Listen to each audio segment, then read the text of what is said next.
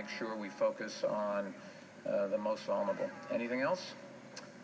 Yes, last question, sir. Is it fair to say you're going to be in town this weekend as well? I think it's fair to say I'll be around. Yes, that's fair enough. Say? I just got an email saying that 311 seems to be overloaded. Well, I'm sure if you're getting a lot of calls, they try to put on the recording saying what, but you're going to inform them, and that'll bring the calls down. And of course, you're going to have that. Yes. Huh?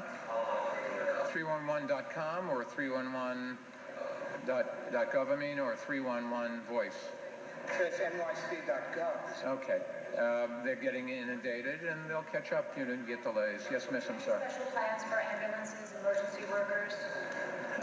Yeah, I mean, the fire department and all hospitals will have them working, and we'll be able to respond to any emergency. Another reason not to call if you don't need to. Certainly, if you have a question, 311, not 911. Let me remind you, 911 is for life-threatening things.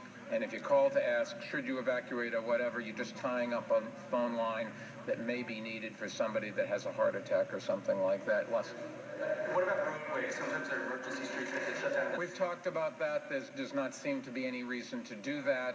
Most of the city is above the floodplain, and we're not going to have mass transit, so people still may need to get around.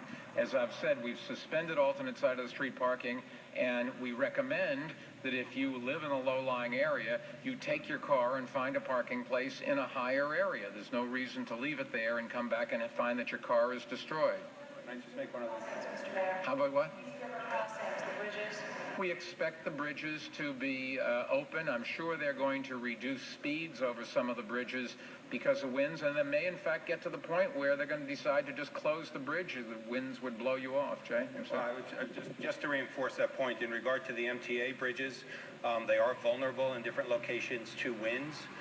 The advantage that we have there is that we can make that decision on a case-by-case basis at each facility. So we can close facilities quickly, we could open facilities quickly if it looks like we can operate them safely.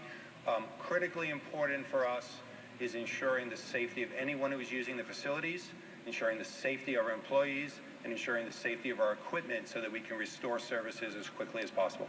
And obviously the buildings department has talked to every construction project.